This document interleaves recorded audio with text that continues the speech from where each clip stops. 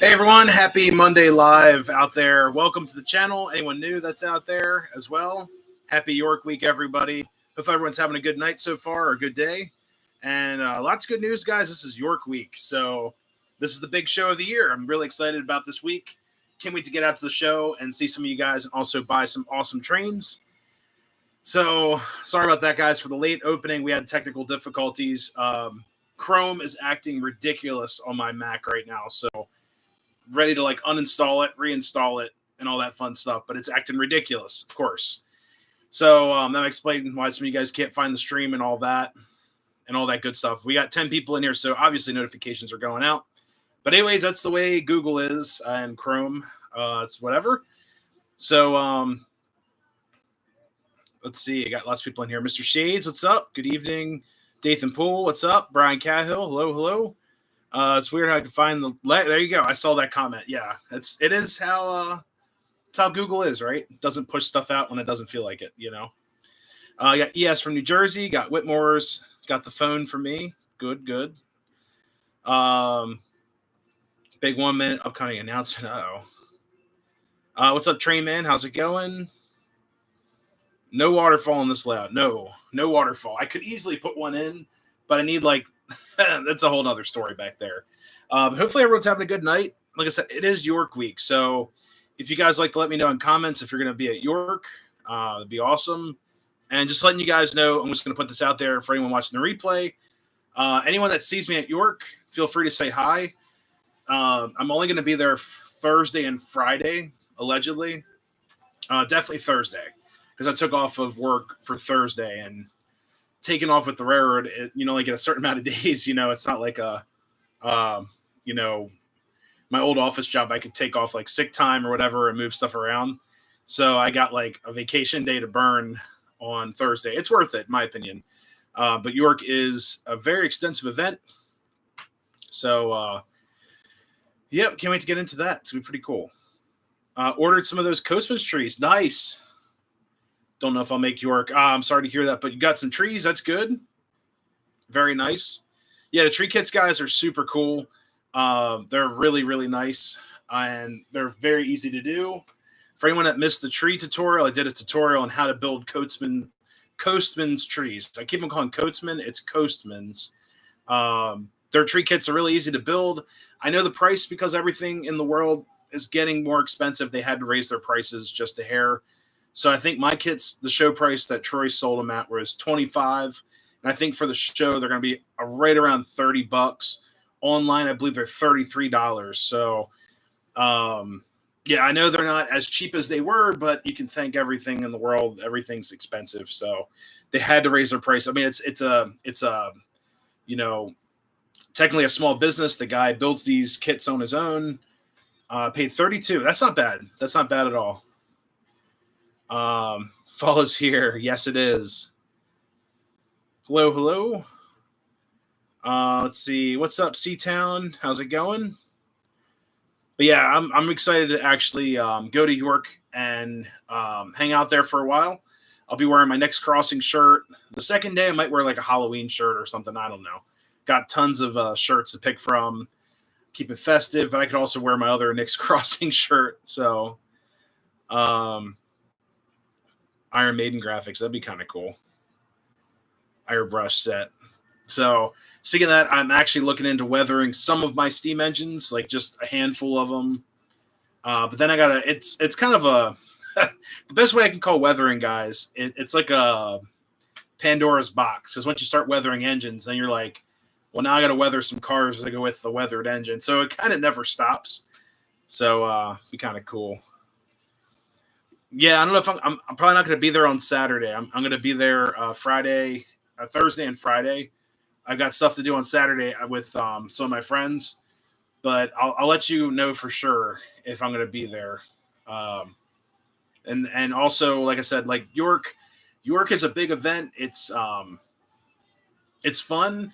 It does get very tiresome, like walking around the concrete. So anyone that's never been to York before, I recommend getting some decent rest, eat a hearty breakfast, and also wear good shoes. So make sure you wear some good shoes to York because your feet are going to be killing you at the end. It's all concrete and asphalt in the ground and walking between buildings. For anyone that needs a mobility scooter, I know York has scooters and all that fun stuff.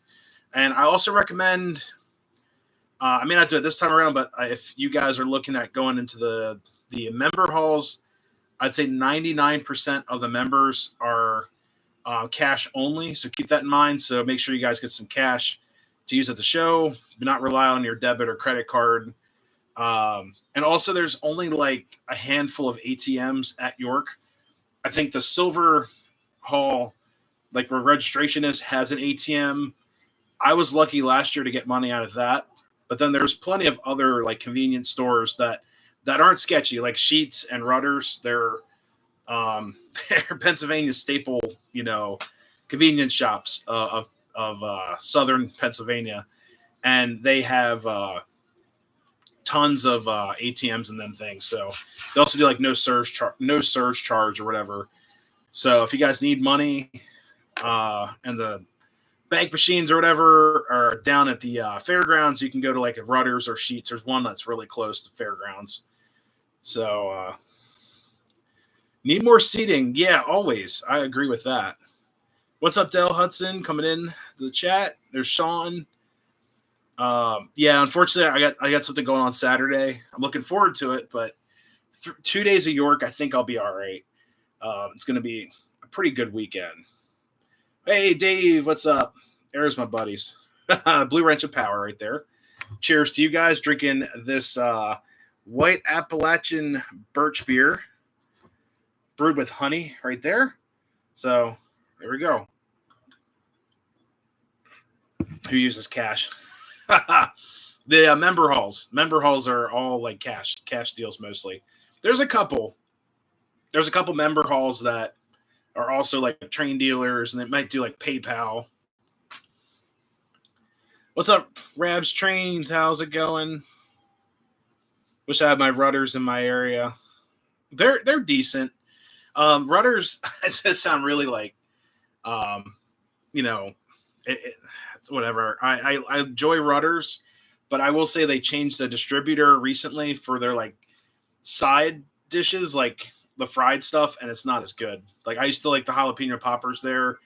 They changed them up. Now it's like a puree, like really spicy filling, like cheese filling. They're not good anymore. Like I was like not having it. And then they also changed their mozzarella sticks distributor. It's probably the same distributor. They just changed everything, and it's not the same. It's not that good.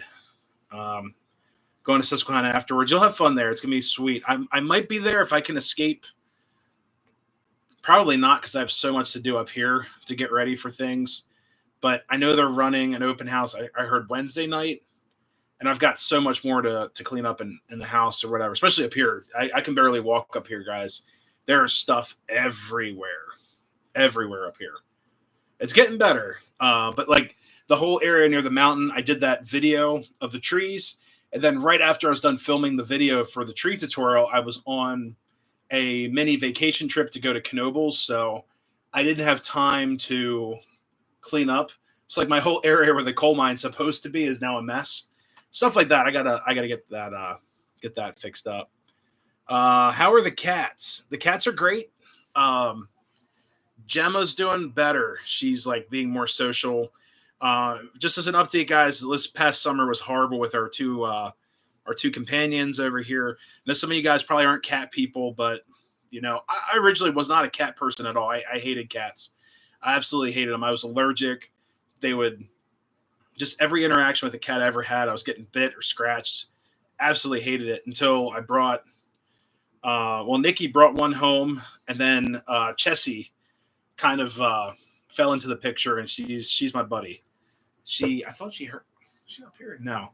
But this summer was horrible. So Chessie ended up eating something that she wasn't supposed to, but she's doing much better. Everything's great. She had like a fur patch that's now filling in. And then Gemma's doing better too. We assume that she ate a bug that was poisonous or venomous, whatever you call it, and got very sick. So her kidneys started to her liver was shutting down. So we didn't know what was going on, but now she's a lot better. She's a lot more social, and she does not deal with pain at all.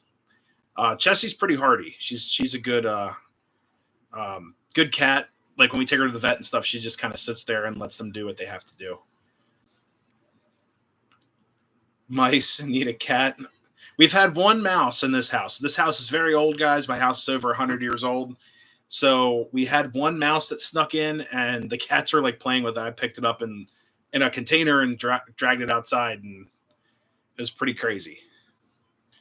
Yeah, Nikki's that was the witness right there. So there's Nikki right there. 4 cats. We only have 2. Only 2's enough. Honestly, and we prefer cats so we can travel. You know, it's not like a dog. You have to take them out every couple hours. With cats, they entertain themselves for the most part, and they're pretty cool. So, what's up, AV Savannah? I can't believe the year has passed. Can you believe that? Have fun up there. Thank you so much. Yeah, I can't believe this year's passed as well. I can't believe it's October already. It's just time's flying. What's up, Scott? How's it going? So is anyone in the chat going to York? Please let me know if you'll be there Thursday or Friday. I'll be there. And for anyone watching the replay, if you see me at the York show, just make sure to say hi. I think I'm approachable. At least I'm not that scary, I promise. It's a fun experience. It's all about community and hanging out. And I always ask people what they found at the shows too. It's kind of a cool way to break the ice. And I really enjoy hearing what you guys find at these shows, because there's so many different aspects of this hobby. Like, you could be a toy collector, you could be into the real detailed model stuff or the detail parts. And I always like hearing what you guys pick up. And a lot of you guys always have like a project in mind for the pieces you picked up, or an idea of something. So I always love hearing that. It's really it's always a great experience. It's such a uniting experience. And it's supposed to be about community and about the TCA. It's not about, whatever. It's about us showing up at the TCA, having a great time, and, connecting with people in the hobby. That's what this is all about, And I really do enjoy having been to these shows and having some knowledge on how these shows work. It kind of helps you out. But if you're new to the York show, don't be afraid. I highly recommend to go. It is expensive to get in. If you're not a TCA member, it will cost you the membership. There's a trial. Okay, there's a trial membership, which is good for 6 months. So it basically will end. Your trial membership will end right before Spring York. So you'll have to re-register as a full member. But it's $25. So the way I view it is, it's $25. You get in the show, you get your temporary pass, and then you got to pay the show fee. I think it's like $15 or something for the weekend. I forgot what it is. They always raise the fees. But if you register at the beginning of the year as a full member, you're good for 1 full year. So like right now, I think I registered in spring. Because, yeah, it's exactly what it is. Because my first York ever, I was a trial member, so it's $25. So that brought me up to spring. Spring, I paid my full $50 for the year, plus the show fee. So it's like $75, whatever it is. And then I'm good for October. I'll pay my dues again in the next show. The membership gets you quarterly magazine, I believe, of the TCA, and then also you get access to the Toy Train Museum all year round. And the Toy Train Museum is a nice museum. The exhibits do change; it doesn't stay the same. So, just putting that out there too. I'm not a TCA like advertiser or whatever. This is all free advertisement on my part to tell you guys what they do. It is expensive. I'm not going to lie; it is a hit. Going to a train show, before you even buy anything, it's $75 or whatever at the door.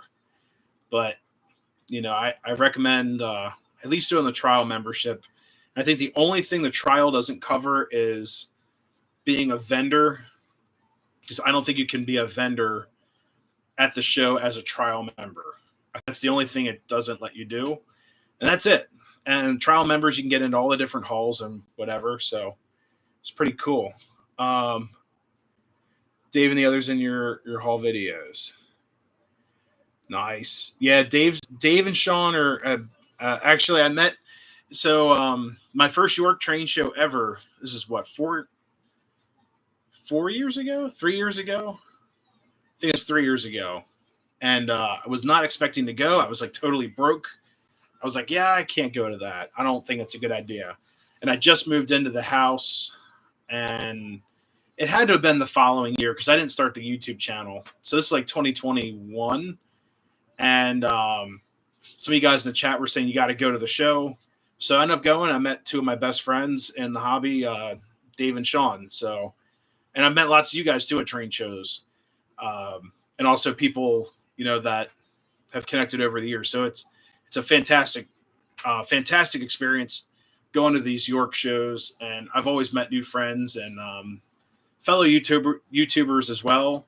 And I always meet people that want to start a YouTube channel, and I always recommend at least put something up on the internet if you're working on something. And I always recommend too, if you have a YouTube channel, show your face. People know who you are. I know it's a weird world out there, trust me, and there's other YouTube stuff that happens all the time, YouTube drama, all that. But I highly recommend showing your face. People know who you are. So when you go to these shows, you can talk to them. Hello. Sweet.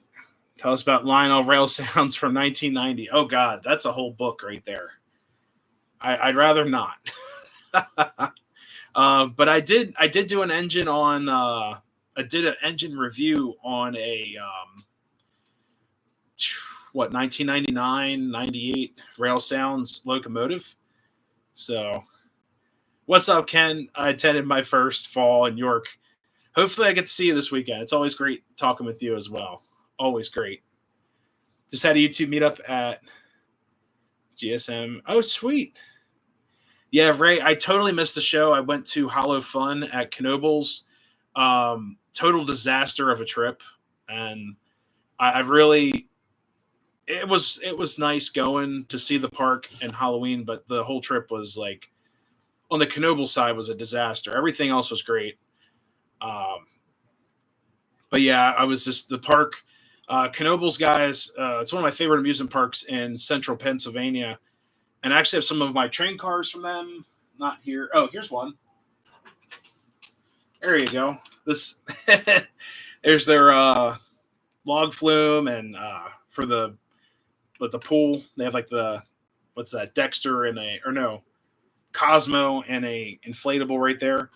I've also got some other cars. I got a reefer car and also have an impulse car as well, which is one of the rides. Love the park. It's one of my favorite places on earth, but last weekend was just a disaster. They flooded the park and we couldn't ride a lot of rides. And I did not get to ride the haunted train because it was just it was overcrowded. It's absolutely crazy. What's up, Tom? Hey man, I appreciate that. No worries. Nice tanker. Yeah, it's full scale Lionel tanker. It was like $1 million for that thing. Let's see. Oh, you changed it to 1994. So you've been going to York shows since I've been alive. That's cool. So 30. This is your 30th year almost. 30th about.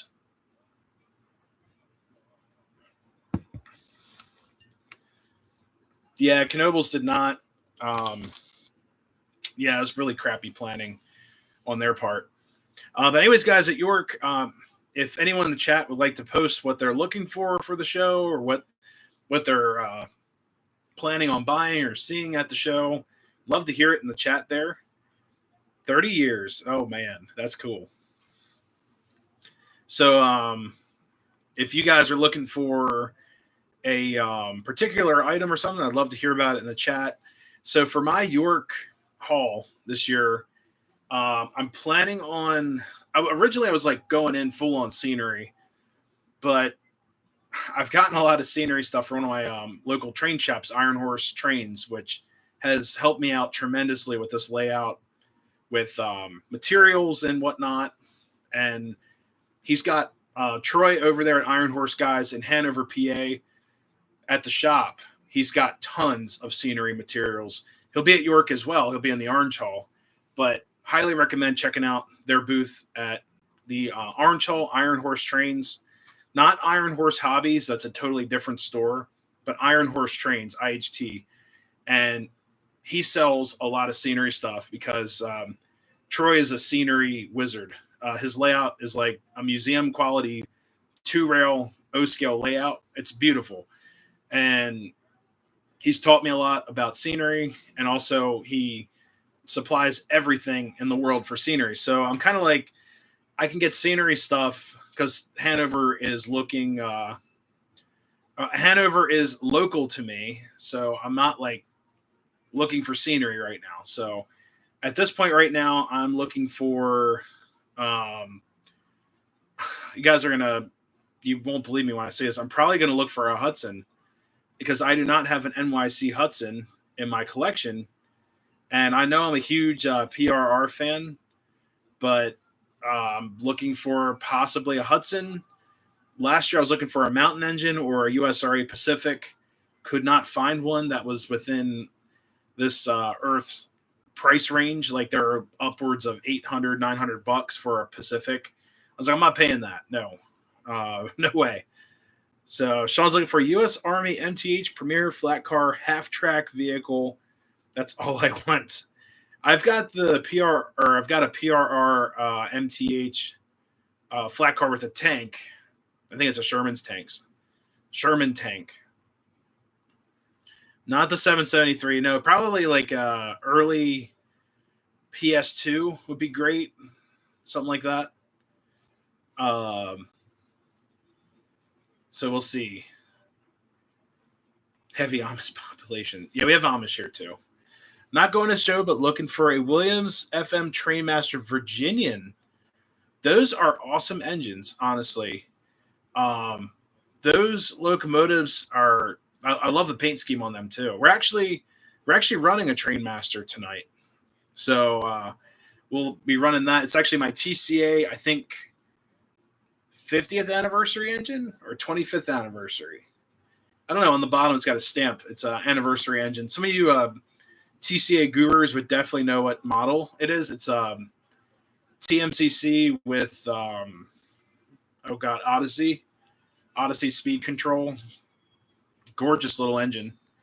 So we run a 50th. There you go. 50th anniversary. What's up, Lionel LLC? How's it going?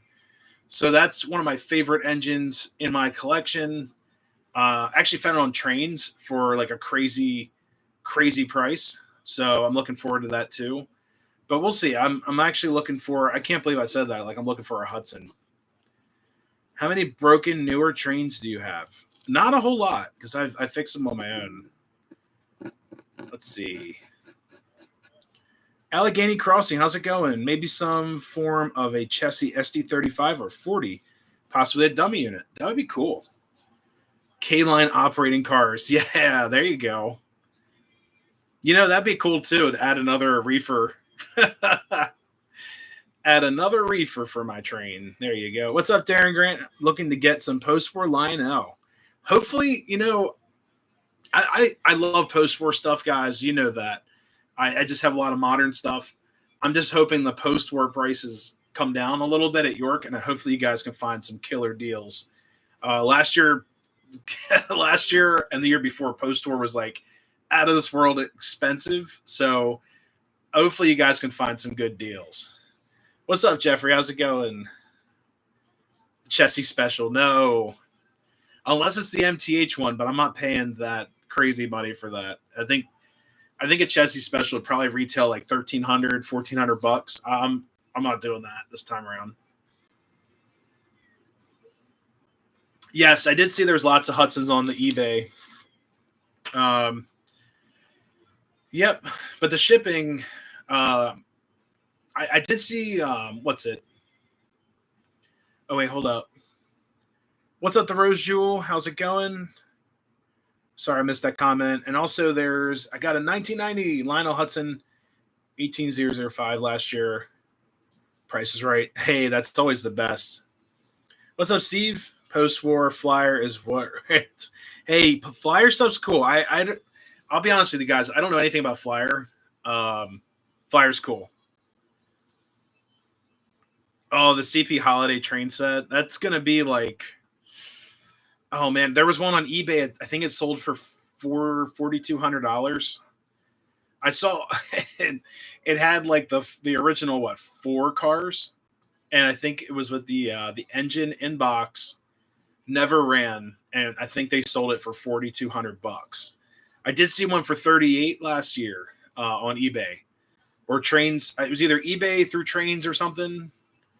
But it was the holiday train was, I think it was $3,800 for that. O gauge Reading 442. Nice. Non insane price. They're gonna be in the $1,000+ range, you know. What's up, Caboose 1973? How's it going? Not sure what I'll get up to York. Definitely recommend it. Even for the layouts and stuff. There's so much to see. So anyone that's a non-O scaler or Flyers coming back, in my opinion, there's been a lot of Flyer stuff at York. Like last year, there's a whole section of Flyer that was really cool to look through. But I will say that if you're not a Flyer or S gauge or O scale guy, I don't think you're gonna have a good time at York, just because everything is pretty much like your toy scale, as they would call it, toy scales, like 3-rail O, 2-rail. Well, 2-rail O is different, but you guys know what I mean. If you're not an O scale guy, 3-rail, 2-rail, or Flyer guy, you're not going to be happy at York. Everything's going to be too big to run on HO track. S scale, oh yeah. Got to get rid of a bad cold. Oof. Yeah, I know how that is. That was it's gonna be crazy. That was me last 2 years ago. I went to the Great Scale Show. I was like hacking. It was horrible. Tom's looking for an original post-war operating forklift box. Oh, those are sweet. Looking forward to the atmosphere and hanging out with the folks. Yeah, me too. It's a great event, guys. I mean, honestly, it's gonna be sweet. Daniel Kane, Lionel 1700E. Oh, 700E. Duh. That's a great engine. Classic. Yes. Yeah, I have tin plate stuff. I will be running that stuff in and around Christmas time. It's all on my shelf. It's like buried on my one of my shelves. But yes, I do. I love tin plate. Yep, York is this weekend. York is official York is Thursday, Friday, and Saturday. But there's like the early bird meet or something, and then there's the bootleg. What do they call them? The pirate shows. I've never been to the pirate shows. I heard they're decent, but I'm just going to go to the normal York stuff.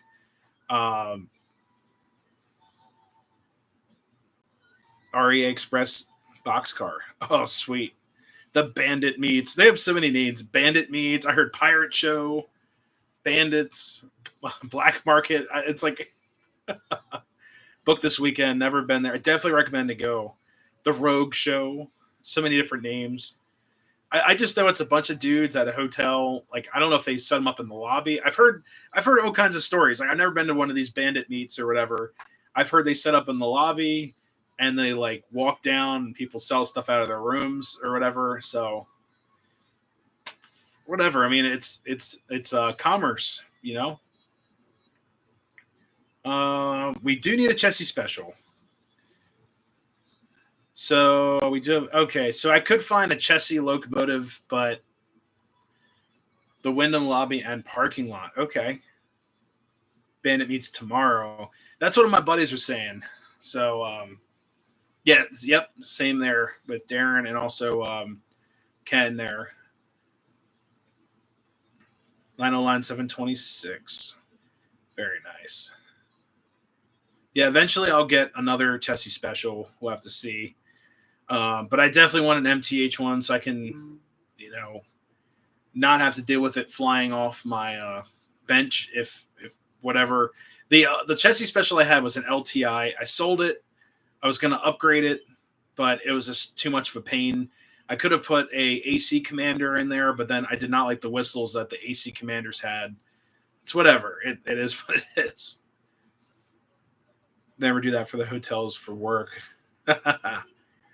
So anyways, guys, at the show, like I was saying before, I was originally looking for scenery stuff, but like I said, I've got access to tons of scenery up here at some of my local shops that will be at the York show. So I'm looking for a PS2 or 3 Hudson, preferably MTH.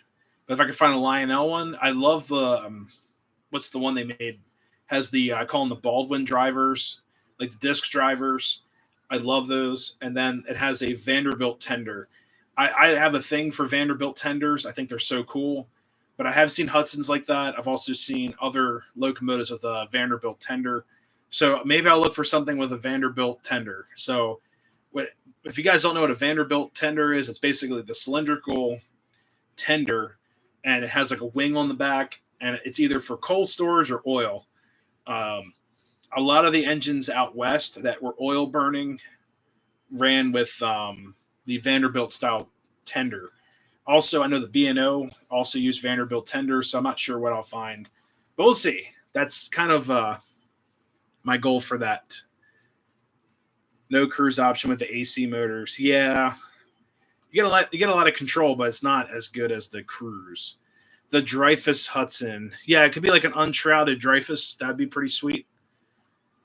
So, with rear lights, they all should have some lights. Candy tender. Sweet. So that's what I'm pretty much looking for, guys. If you guys have ever been to a York show, you go in looking for something and planning for something, then you leave with totally different items and whatever. So we'll see. I've got a budget in mind. It's not too crazy. Nikki wants a Blue Goose, but we found a Weaver one that was like way too expensive for the tooling. I was not impressed by the tooling at all. It was like it was a Blue Goose Weaver, and the tooling just looked garbage. And then for me to gut it and put in a Proto 3 board, that's an extra $200. Yeah, $2,000. That's wait, is it 2? Yeah, 2,000. Nope, that's a no. Nope, that's like more than 2 months mortgage. That's a no. We will not be doing that. Yeah, Vanderbilt tenders are so cool. I would love to get one. Commodore Vanderbilt? No, so it's just the tender style is called a Vanderbilt tender. It's cylindrical. You've probably seen it a million times. It's just what they call them. But it's really cool. 2 G's you got. No, I don't. Nope. That would that would scare me if I spent that much for an engine right now. 200 trains in the collection, all pre and post war. Sweet. Just look at a Southern Pacific steam engine. They all have oil tenders. There you go. Hey, Radar, how's it going? Saw your comment in there. But yeah, $2,000. Like the Blue Goose we found was at the Kutztown Flash Train Meet last month, and they just wanted crazy. It was like $700, $800 for the Blue Goose, just the engine and the tooling. It was QSI, so it's early like conventional technology. And I'm thinking, okay, this board's already 20 something years old. It's a Weaver brass, but the tooling was just not very good for that price.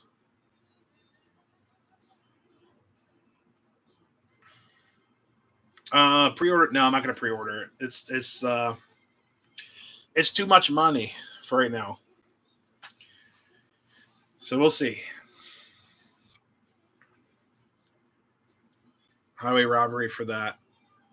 Yeah, QSI. So, I'll buy. You can. Oh God, light blue paint. So QSI, guys, is anything that's they're a company. I believe they're a Korean board company or Japanese company that was making the boards for Proto Sound 1, early Weaver brass, and also I think some early Atlas locomotives might have QSI. But what QSI is that it's a conventional reversing board with the sounds.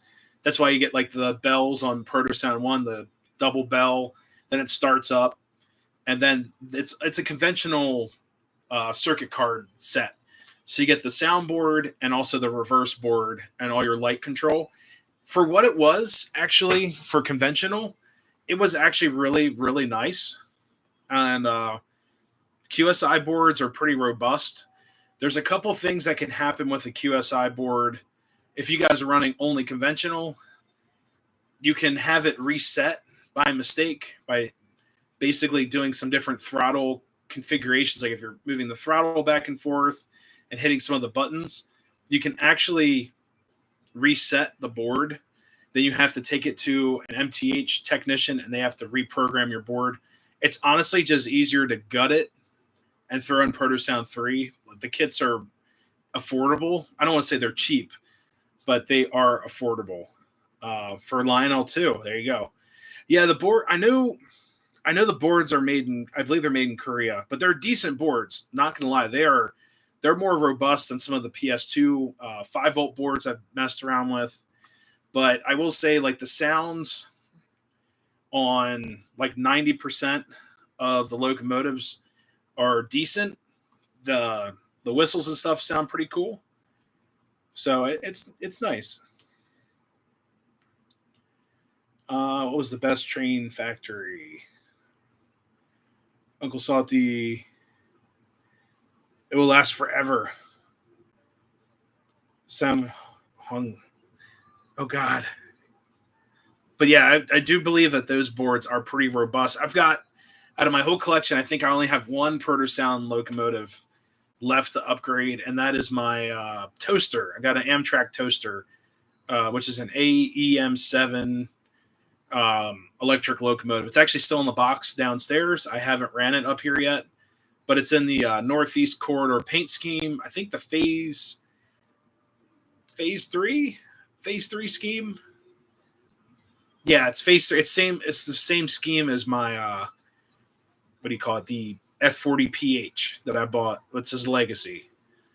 That engine's decent. I will say, guys, I think F40PH is that Lionel made where they might have been off the K-line tooling, but they're pretty cool engines. I really wanted an F40PH. I don't have a Cabbage. You can buy a Cabbage, which is the same unit, just with the cab door as a dummy. So QSI boards do last. You need to keep up on the battery. Yeah, so you need to make sure your battery's good. And also you need to run it. They are finicky with different power supplies. So if you're running it with like an old post-war transformer, the QSI board may not appreciate the type of sine wave it's producing, according to what people have said and the instructions for PS1. So you need to make sure you run it with an MTH transformer or a MRC transformer. It's a nice, clean power supply. If you run it with an old-fashioned Lionel transformer, you might blow it up. Just keep that in mind. Yes, it's a Cabbage. That's a dummy, unfortunately. But yeah, and they're expensive. I think they're like 400, something like that. 450 for what they are. I honestly wish they just made a powered Cabbage, but the ones in real life were not powered either. I don't believe they were. I think no, they were just control units. The old Cabbages were just cab cars essentially.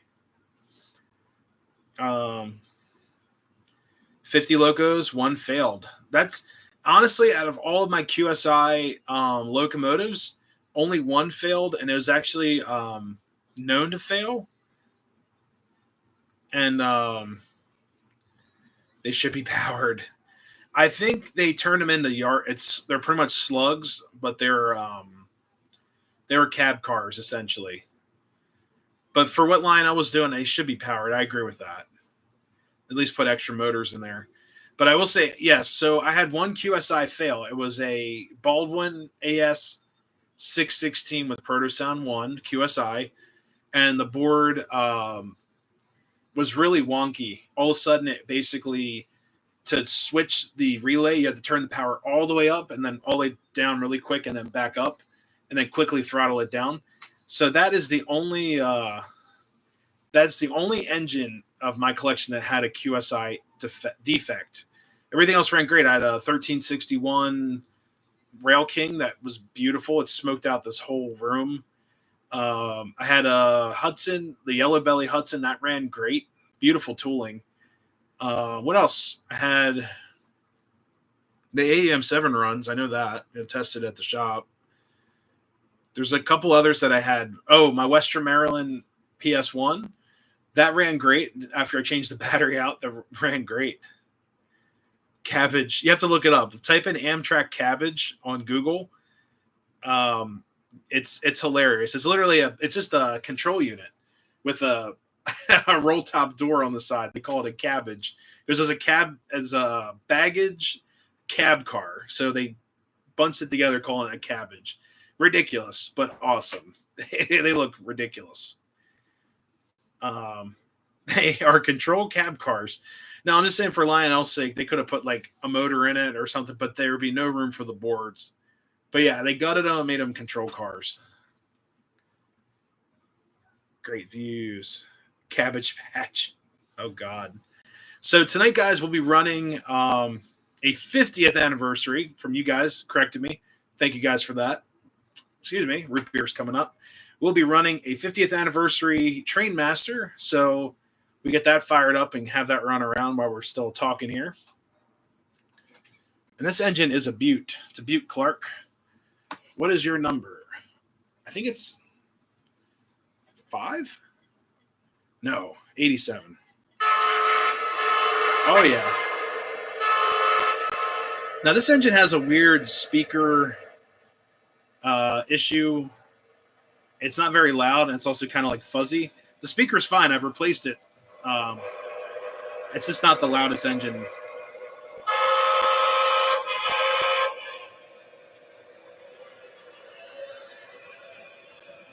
With heavy grades, I haven't encountered a track with a crazy grade.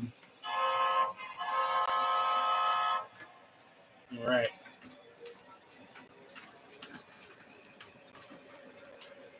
Carefully going to ride this train around the track because I had tools and stuff all over the place.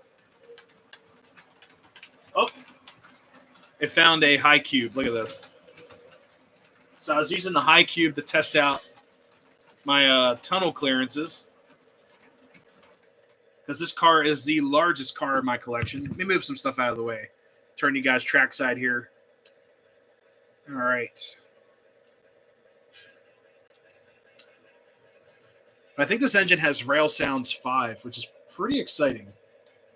It's like right before that Legacy. Move that out of the way. Got a nice view of the track. All right, let's move this high cube out of here. Find a good spot somewhere.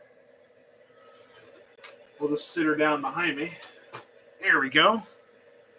All right.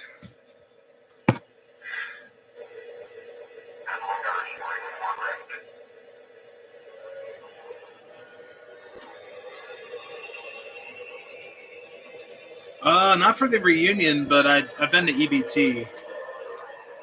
Legacy. Uh-oh. What's shorted out? What happened? Well, what's going on?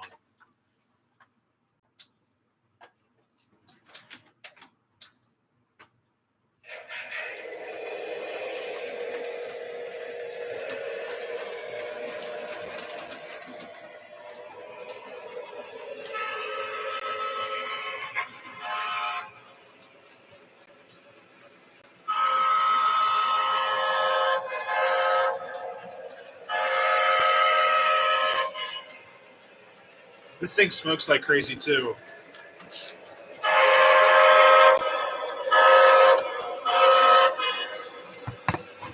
All right, let me fix that track spot there.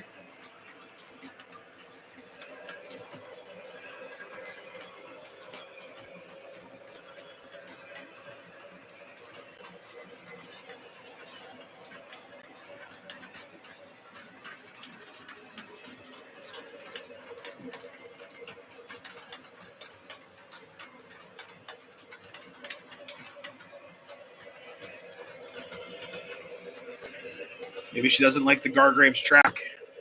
Uh-oh, we disconnected our train. That's not good either.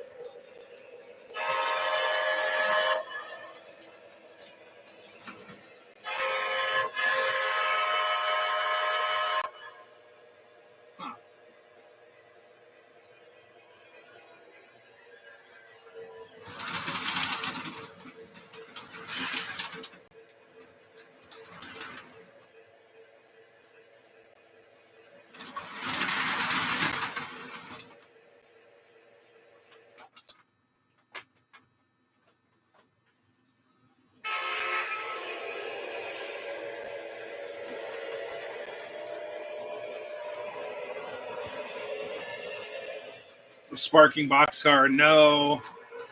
It probably just needs re-gauging with the truck or the wheels. I'll work on that when I get my desk back.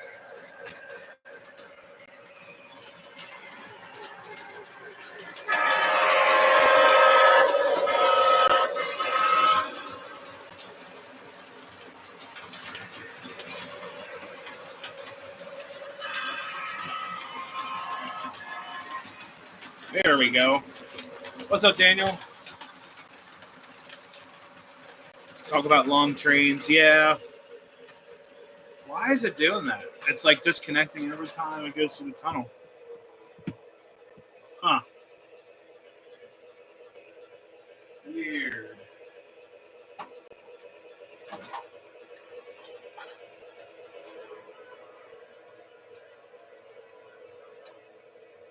In that case, we get rid of the dummy. The dummy unit. The dummy is being a dummy unit.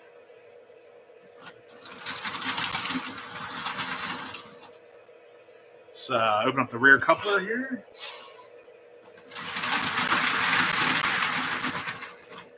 All right.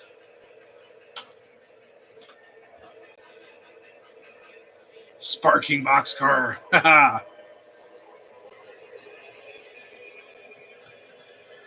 Newer boxcar disassemble. I mean, the Weaver trucks aren't too bad to install. It's just the screw at the bottom. They're very simple. All right, see this. If we can go one round around the layout.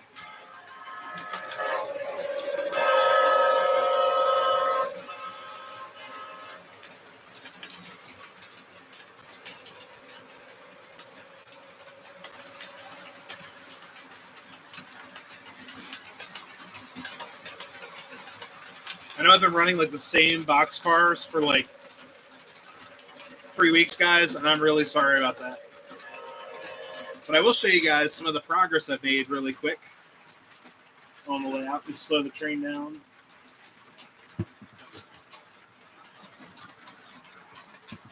All right, so let me take you guys over to the mountain. This layout is a mess, but just like everyone's new layouts, it will become something better once the mess is cleared. So, sit you guys over here. All right, so you can see this is where the tree tutorial was filmed right here. And then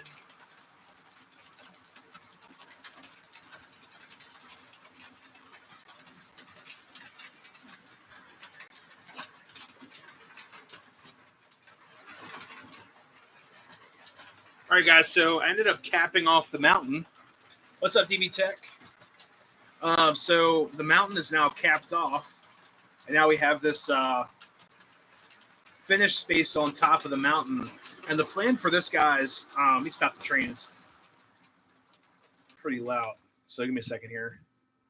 Let me shut her down. So basically what we have going on here is that on top of this mountain, we'll be building an abandoned railroad track with this Strasbourg custom caboose. This reminds me of like an old Atlas or RMT style caboose. And we'll be putting this on top the roof. Hey, Trayman, thank you so much. Have a good night. Thanks for stopping in. So on top of this roof of the tunnel, we have lots of foam support under there. We'll be building a like logging town type of thing, logging camp. And we'll have an abandoned railroad track. And then I'm going to store my Strasbourg Plymouth up there for aesthetics. And it should look pretty cool. I'm looking forward to that. But I've got some leftover Gargraves track. We'll do that up on top of this mountain.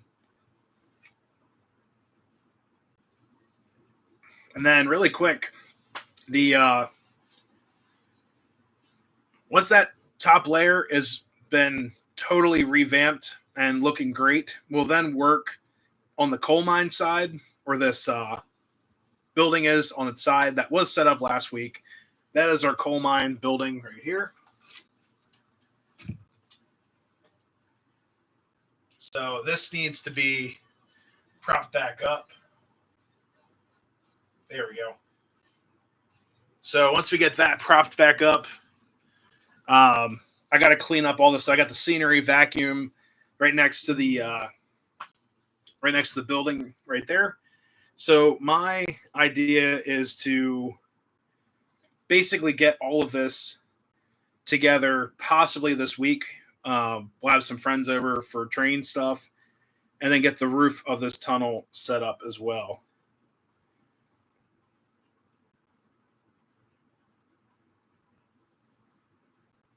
But yeah, if I can find other smaller models at some building flats on the way, things like that. So definitely looking forward to that. The the beer silo. You mean the RC cola?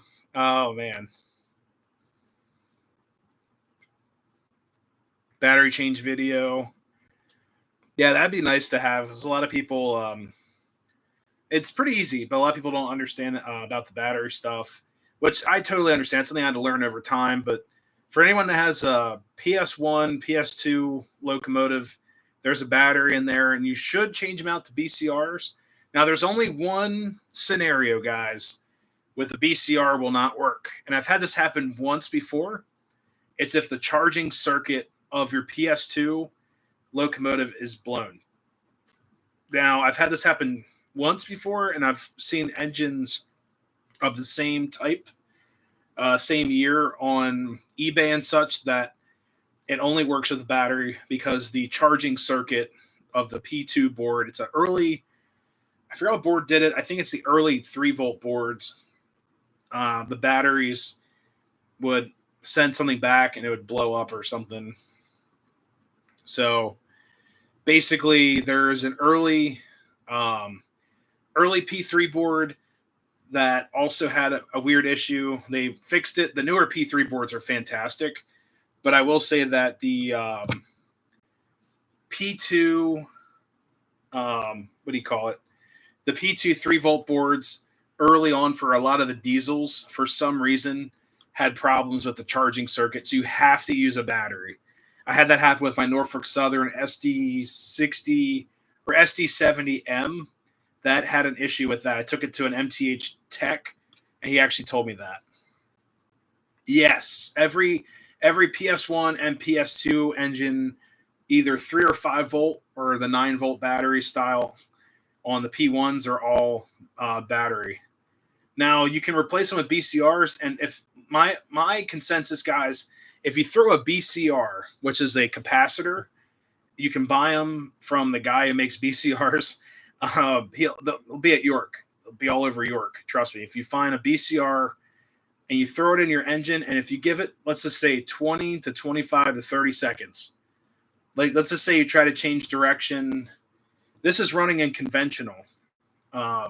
Let's say you try to change directions and the sound's cut off within that 30-second period. Most likely the BCR is not charging, so it will not work. Yes, the PS3 boards have huge capacitors that take the place of a BCR. So you'll need a 5-volt style BCR, looks like a 9-volt battery. Those BCRs are red, and they take a 9-volt style battery, but I highly recommend for a 5-volt board, get a 5-volt BCR. It's red. It says it's called a BCR1.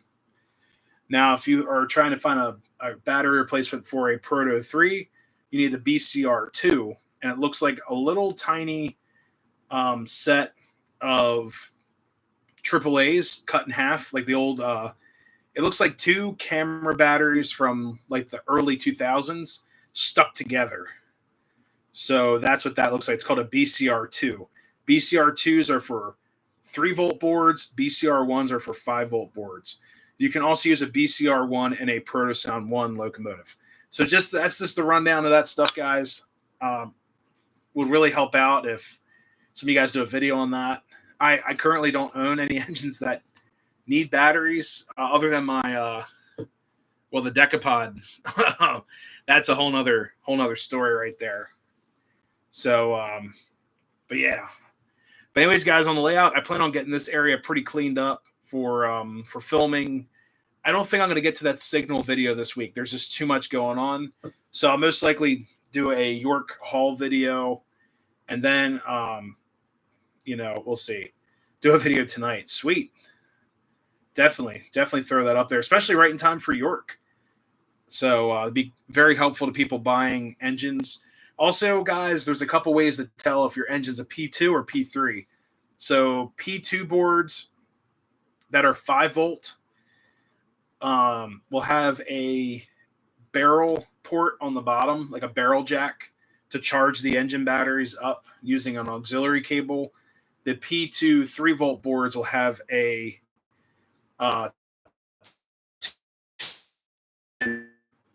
port on the bottom. Then so when you fire up a Protosound 1 locomotive, you'll hear 2 dings. It'll go ding ding. Then the engine sound should start if the battery's charged, if it's got enough charge to move the relay circuit to change direction, because PS1s are only conventional. That's what happens. Now, if the battery's bad, you'll hear a ding, and then you'll hear the engine sounds kind of go into a weird idle circuit. That means you need a new battery. So think of all that stuff. I know it's a lot. I do apologize. It's a lot to it's a lot of information right there. So, but anyways, guys, this whole area here will be cleaned up. I do plan on putting the tower, my light tower beacon up here. So, whoops. So I've got my space that's right here. We'll be putting up the beacon, which is, if I can get it, right here.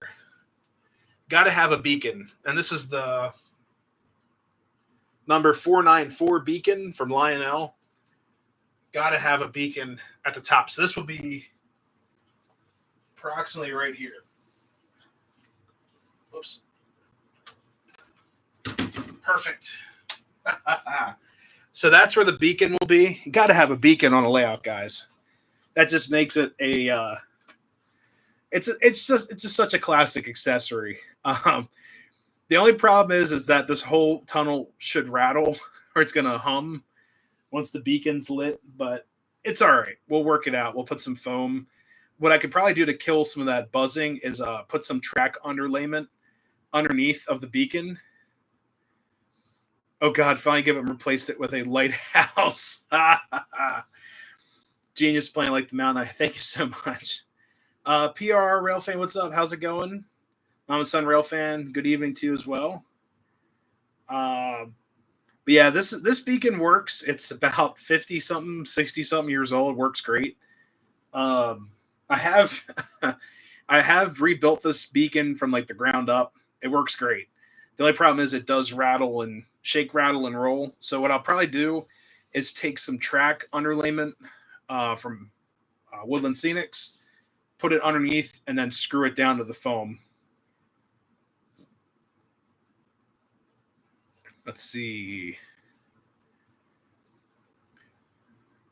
Any other things I missed in here? So many comments, guys. Thank you all so much for stopping. I know it's a busy week for train stuff. Here, let's run this Train Master a couple more times around. Let's see.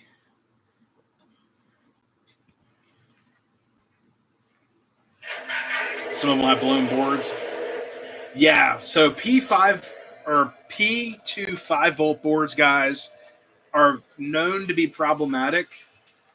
And I believe the Protosound 2 5-volt boards are some of the greatest locomotives MTH ever produced with detail and collectability.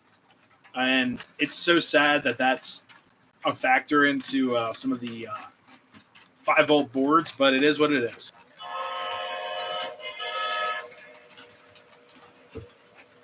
Get you guys over here.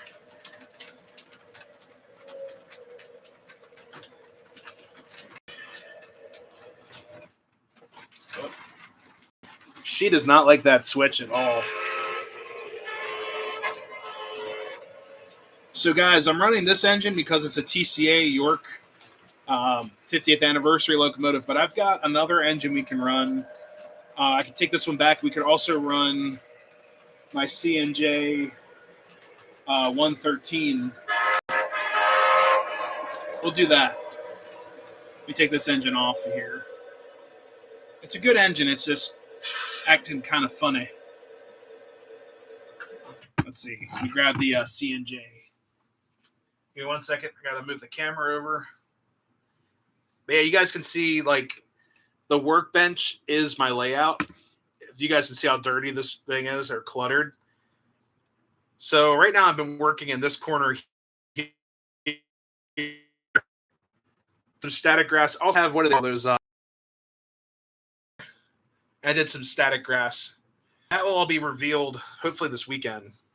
Get some of that done. But I'm going to take off the Train Master, replace it with something else. We're right back.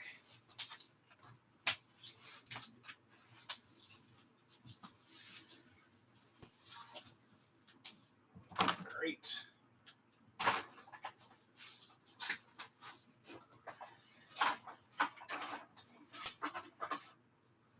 Let's see.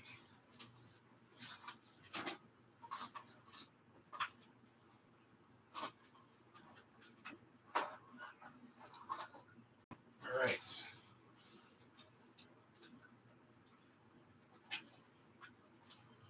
Try to turn this around.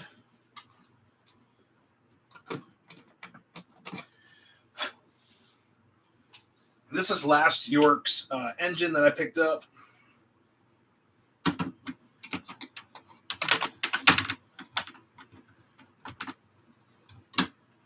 Great.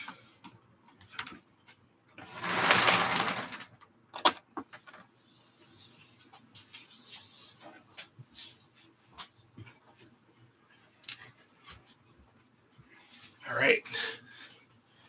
No, C&J 113.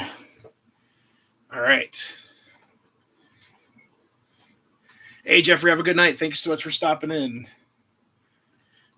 060. Yep. Now, I think this is a B6.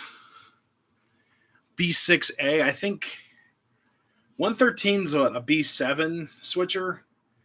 Custom Alco shop. This is a Juniata shop style locomotive. So it's technically incorrect, but whatever. It says 113 on the side, right? So that works. Let's see. Found it. Here we go.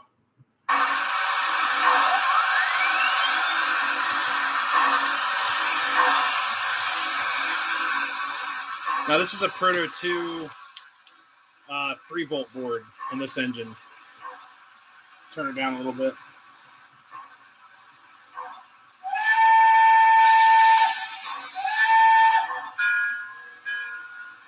Let me add some smoke fluid in here.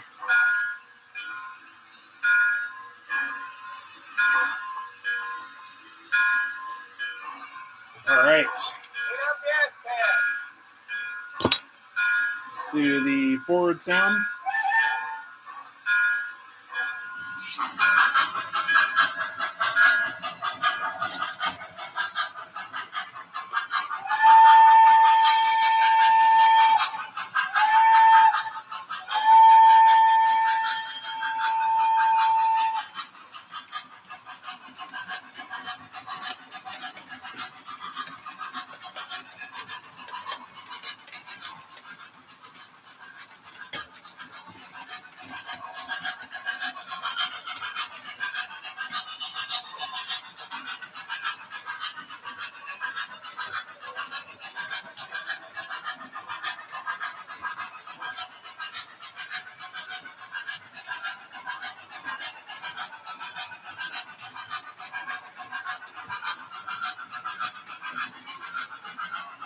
Here we go.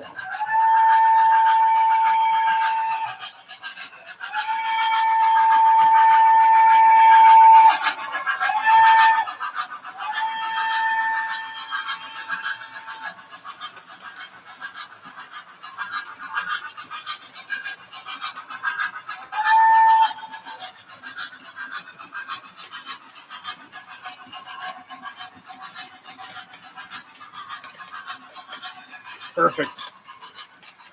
How they get into the cabbage car to open and load it. I'm not sure on that one.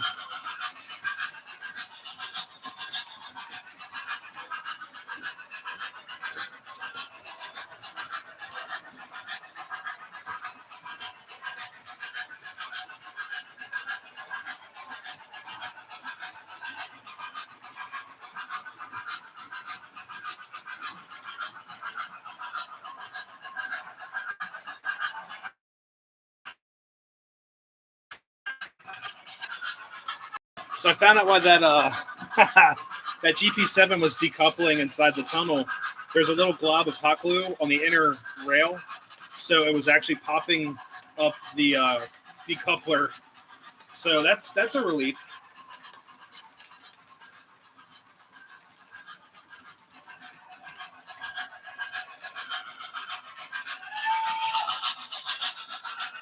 The Gargrave stuff is great. Here, I'll get you guys over to the tunnel.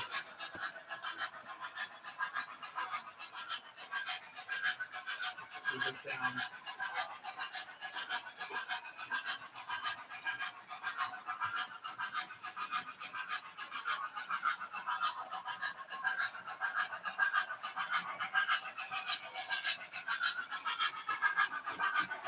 So, guys, in the tunnel, on the inside of the tunnel, I'm actually going to paint everything black. So it'll be like pitch black on the inside. And then we're also going to put a Halloween village inside the tunnel. So that's kind of like a fantasy thing. I know you won't be able to see it unless I'm filming, but it might be one of those things I do over time. Because I have a couple Halloween models that I'd love to put into this layout, but there we go. All that smoke.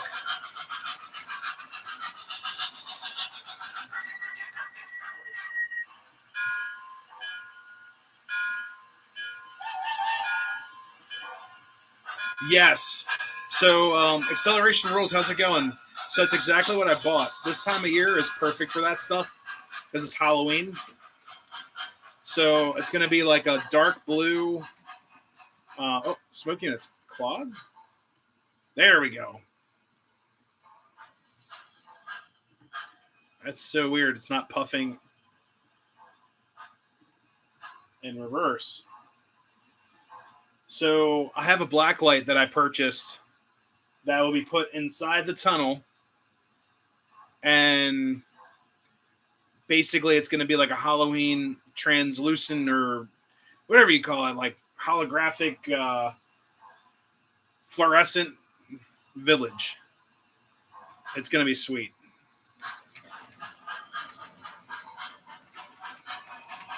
You can tell the smoking it's clogged. Let's see. Yep.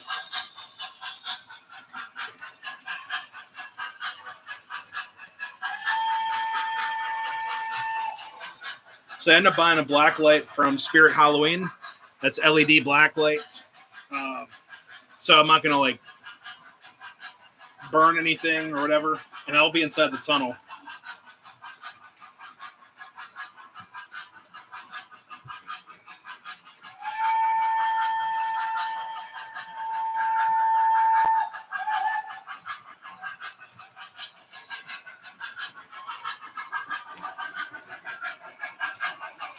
Yeah, this was last year's, or last, was it Spring York?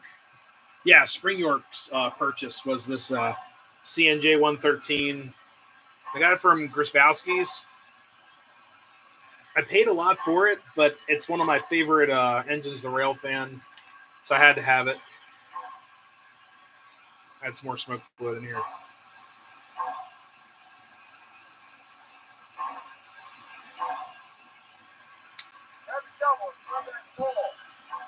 But it's actually a MTH, what do you call it? It's a Rail King, but it's the Imperial.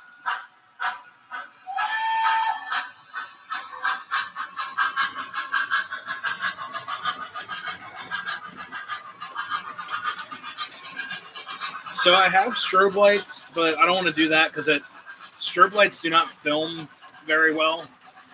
It makes the camera freak out. So I'm going to stick to the black light in the tunnel.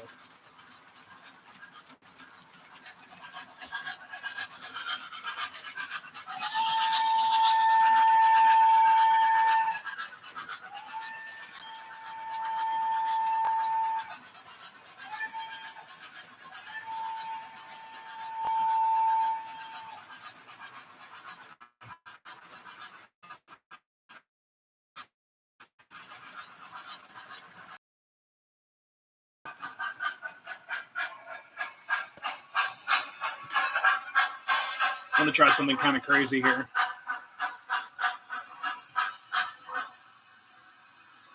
Let's throw this engine on too.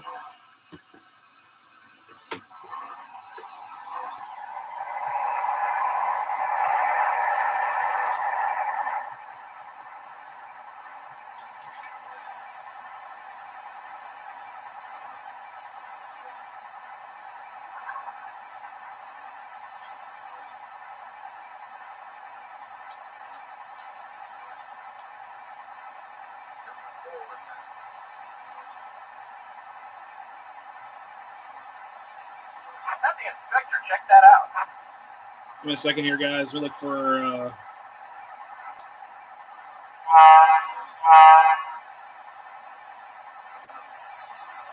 Let's do.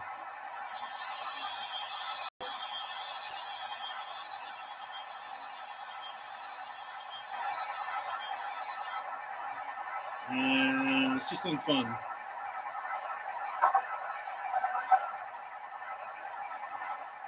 We'll send the car knocker over.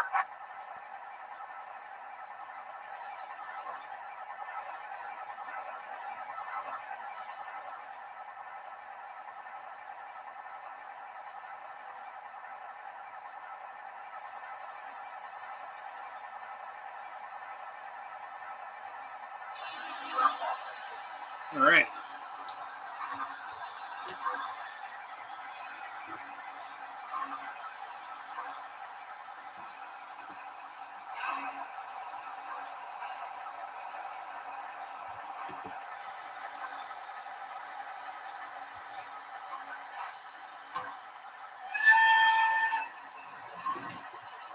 Let's help this engine out a little bit.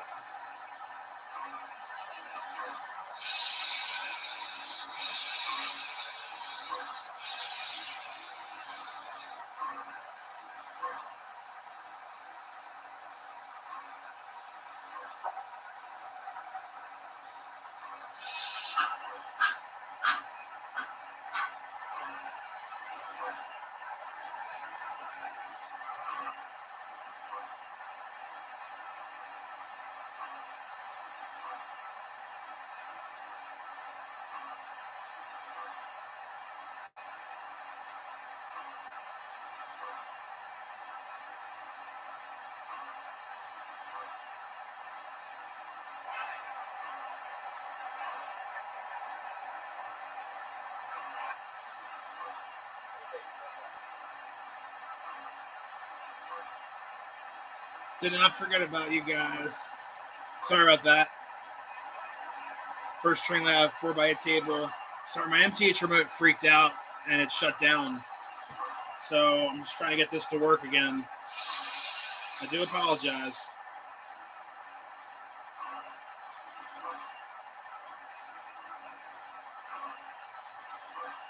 Let's see.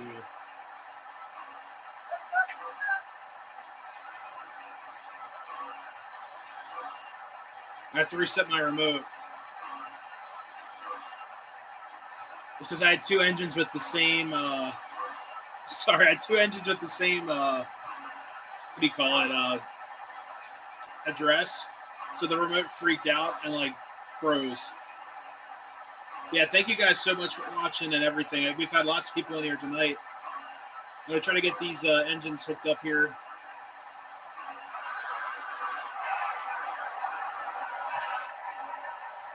High speed, no, not these guys.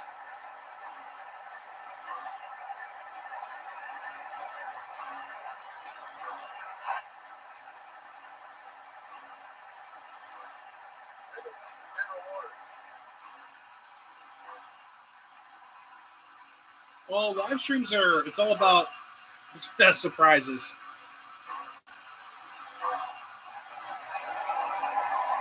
So, like, right now I'm trying to add the CNJ with another engine, and it's just not happy at the moment. Let's see.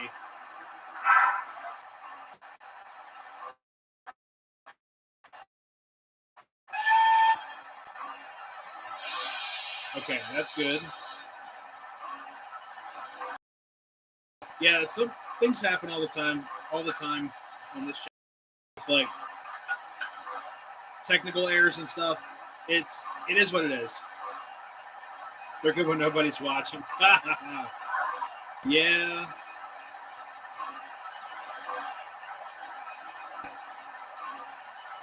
Excuse me.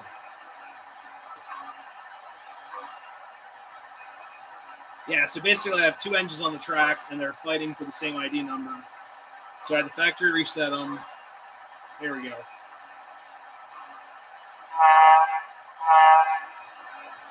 All right, this should work now. Sorry about that. Go over to the yard office and collect your orders.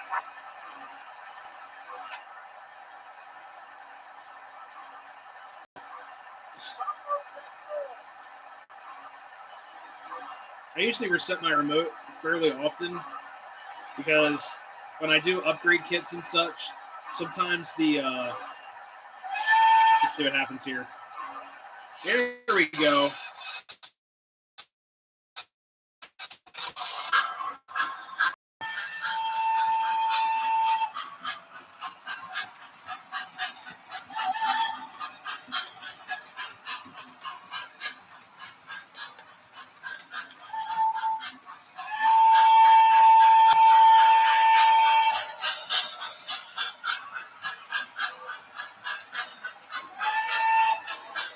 Thought it'd be kind of fun watching the trees grow.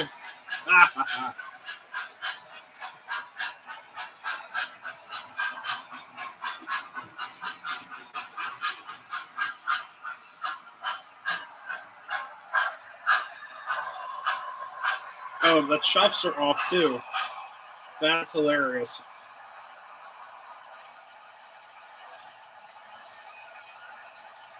Chuff rate 4.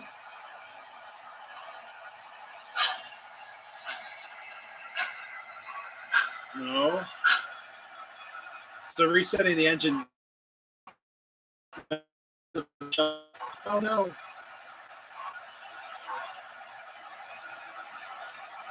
Eight.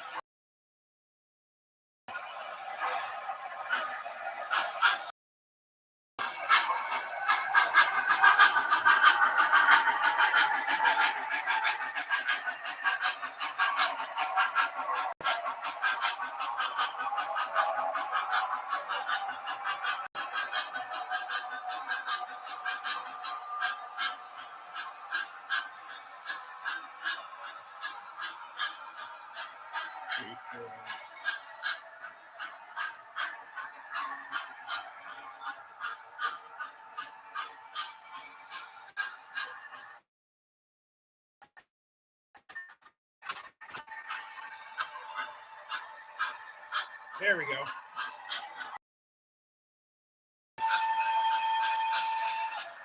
Really.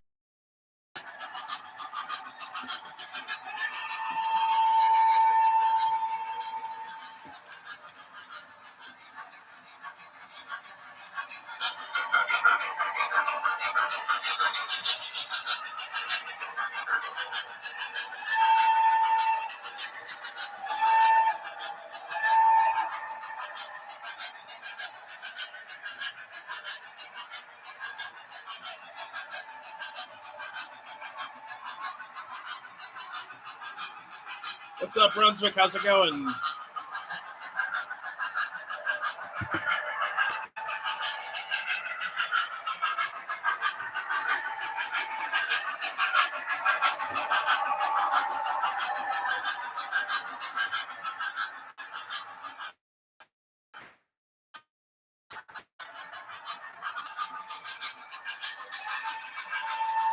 Hey, thank you so much. It's a layout is definitely a work in progress for sure.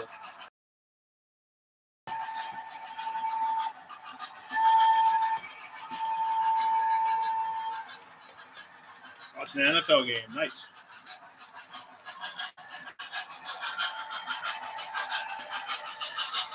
Bills are winning. Get the little MPA engine to help her out.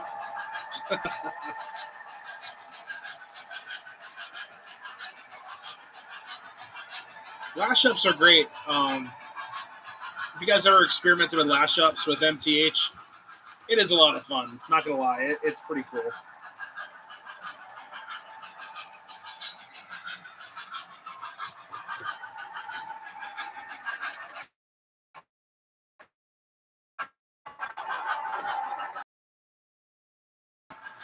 That one's not. Oh god. I'm trying to get the lights to change here. Go in the dark mode. Oh, this might work. Deep dive. Oh. I got one light that is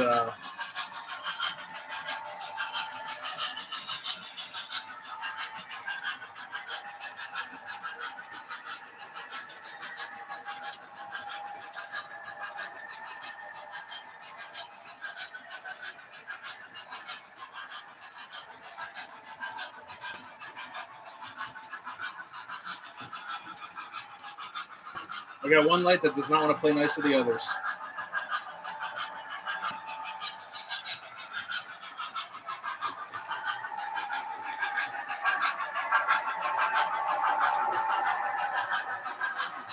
There we go. For the railroad, I do not. Honestly, I wouldn't mind getting some Virginian or N&W stuff. That'd be kind of cool, to be honest with you. But I currently do not have any N&W or Virginian pieces.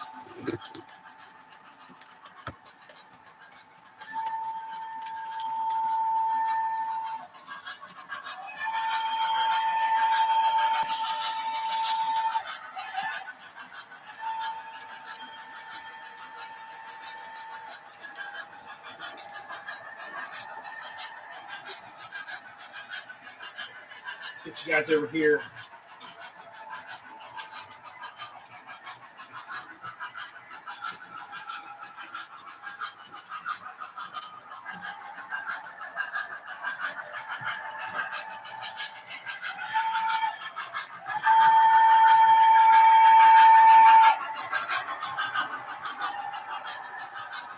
Also looking at early Virginian diesels. Nice. Yeah, I love the Virginian scheme with the yellow and blue and the stripes. Oh, man, it's awesome. C&J is one of my favorite railroads. My absolute favorite is definitely Pennsylvania. But I always say, guys, I follow my local railroads. Pennsylvania, what was it? Sorry, B&O, Pennsylvania, Western Maryland, Maryland and Pennsylvania, C&J, Reading. What else? What else we got out there that's close by? Oh, Lehigh, New England. And also EBT, Strasburg. All those guys are they're in my top. You know, N&W is a close runner-up.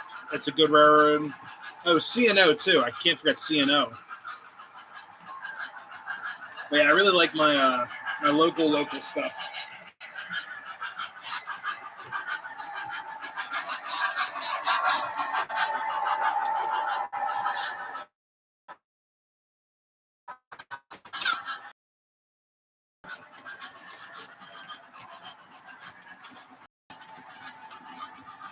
No, I haven't heard of that. ACL, Seaboard, or yeah, ACL.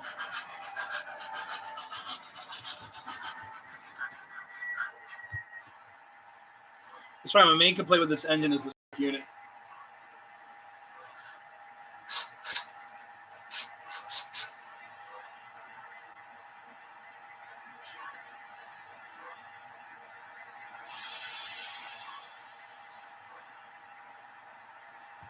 It does get clogged pretty easy.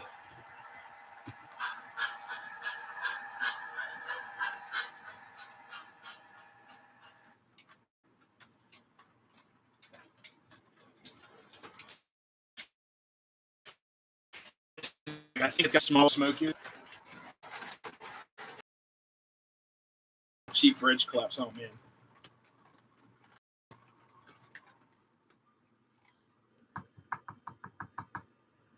Yeah, I might have too much smoke fluid in here. There's a bubble or something.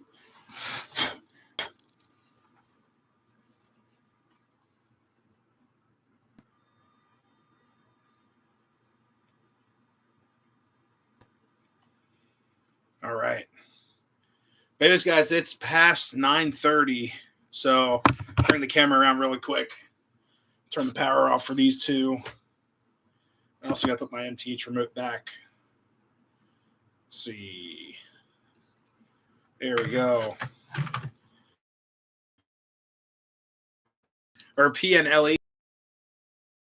Not the biggest Central fan, but honestly, guys, let me lower this. There we go. As I'm probably looking for a Hudson, for this York show. We'll see. I don't own a Hudson. I've owned the F7 units that have the New York Central pinstriping on it. They're beautiful locomotives, but I currently do not own any NYC engines. So it'd be kind of cool to get a Hudson because I do have an NYC passenger set, full scale cars that are, these guys, heavyweights, the Pullman style, which I will be putting interiors in these cars. So definitely a project video I might be doing this week. So these are great. These are Lionel cars, but yep, we'll be putting interiors in these. I bought interiors on. Cars are great. Man, I always forget what these things are called. I used to call them billows. I forgot what they're called. The vestibule. They're vestibule cars, which are like my favorite. I always forget what these. God, I always forget what these things are called. But anyways, they're great cars. They just need a little bit of a revamp from the '90s, and they'll be fantastic cars.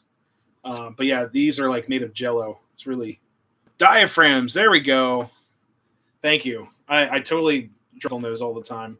But yeah, these are like made of like gelatin, and they're good cars. These are really nice. These are full scale heavyweights, and they would look great with a New York Central Hudson pulling all four.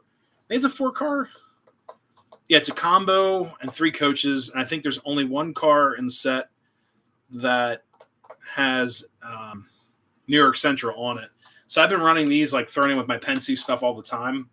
But may need an actual NYC locomotive to pull that. If I could find a set of cars, that'd be even better at York NYC set that would match those heavyweights would be great. But anyways, guys, I'm going to call the stream here. It's past 9:30. I got to go to bed. I got to wake up very, very, very early for work. But want to thank you all for stopping into the live stream. It's been great. Always enjoy doing these streams for you guys, and excited for York. Got 2 days of work to do, and then I get to go to a train show for the rest of my week. So I'm excited. I'm stoked. No pun intended. Definitely stoked for this show, and it's going to be a lot of fun. But thank you all so much. If I miss any comments, I do apologize. There's a lot of people in here tonight. But you guys are great, and I want to thank everyone for stopping in. It really made it, a great Monday night before you work. But anyways, if you all haven't subscribed yet, if there's anyone in here that's watching that's new, watching the replay that hasn't subscribed, please do leave comments below. And guys, we'll see you next time. We will be back very shortly. I'm gonna have some videos for York, layout videos, stash videos. I might just do a video just running trains up here. So we'll see what happens. But anyways, guys, we'll see ya. Have a great rest of your week. Stay strong. We'll see you guys.